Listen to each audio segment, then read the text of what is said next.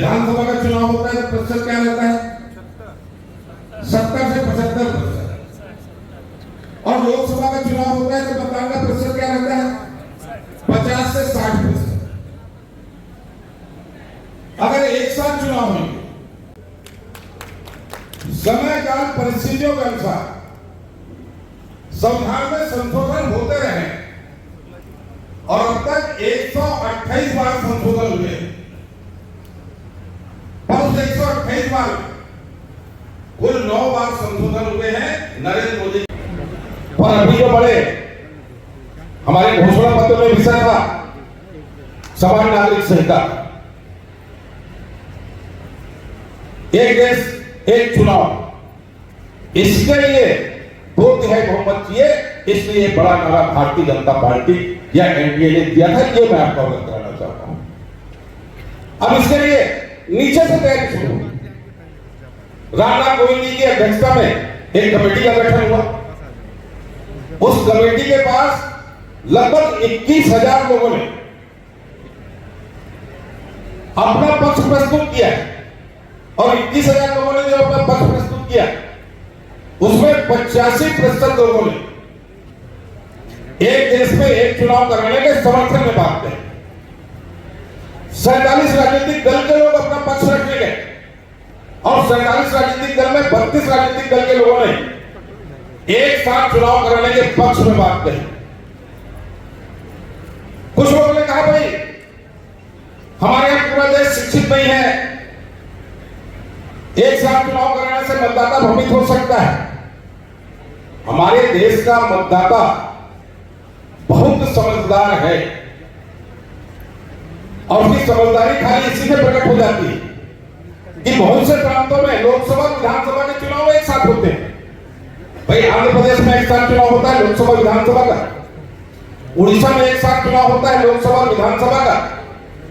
उड़ीसा में 2019 के चुनाव में नवीन पटनायक इस विधानसभा क्षेत्र से चुनाव जीते। आपको सुन के आश्चर्य होगा, उस विधानसभा क्षेत्र में लोकसभा चुनाव में भारतीय जनता पार्टी का प्रत्याशी जीता और विधानसभा का चुनाव बीजेपी जनता दल के प्रत्याशी के रूप में नवीन पटनायक जीते। माने एक ही मतदाता ने 2 अलग-अलग राजनीतिक दलों को वोट किया। ये उसकी बुद्धिमत्ता को बताता है। हमारे यहाँ पंचायत के चुनाव होते हैं, मतदाता एक साथ 4 वोट डालता है, पंच, सरपंच, जनपद और जिला पंचायत,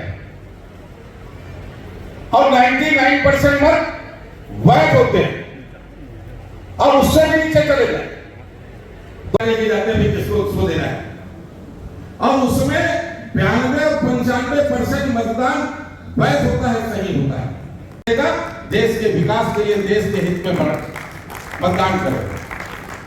रामनाथ कोविंद जी ने जो रिपोर्ट प्रस्तुत की है उस रिपोर्ट में इस बात का पंचायत के चुनाव संपन्न हो जाए कि पूरे देश में अगर हम इसके लिए जन जागरण करेंगे तो देखिए लोकतंत्र में सर्वशक्तिमान कौन होता है?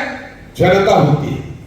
राजनीतिक दल का एजेंडा कुछ भी हो, पर जनता अगर किसी बात को ठान ले तो कोई राजनीतिक दल उसकी अवहेलना नहीं कर सकता। जनता के सामने उसको झुकना पड़ता है। तो समय जल्दी क्योंकि मान ली डॉक्टर साहब और फिर एक कार्यक्रम भी है। मित्रों, स्कूल में एक दिन गुरुजी पूछने लगे, क्लास टीचर अपने पूरे स्कूल के छात्रों से सब होता है, आप यहाँ बैठ के कल्पना नहीं कर सकते, कल्पना नहीं कर सकते। वहां जाके हम लोग चुनाव के मैदान में जब प्रचार के लिए जाते हैं तो हम लोग परेशान हो जाते हैं। हमारे यहाँ तो सस्ते में नहीं बढ़ता है, अब सेफ्टी भी बंद हो गया। ये सब बंद होते होते सब बंद हो जाएगा। मगर मेरा कहने का मतलब ये है कि चुनाव की प्रक्रिया में इस इतने बड़े देश के अंदर हिंदुस्तान के मतदाता की बुद्धि और विवेक पर इस देश का राजनीतिक दल को शंका नहीं करना चाहिए। हमारा मतदाता हमारे नेताओं से कई गुना ज्यादा समझदार है।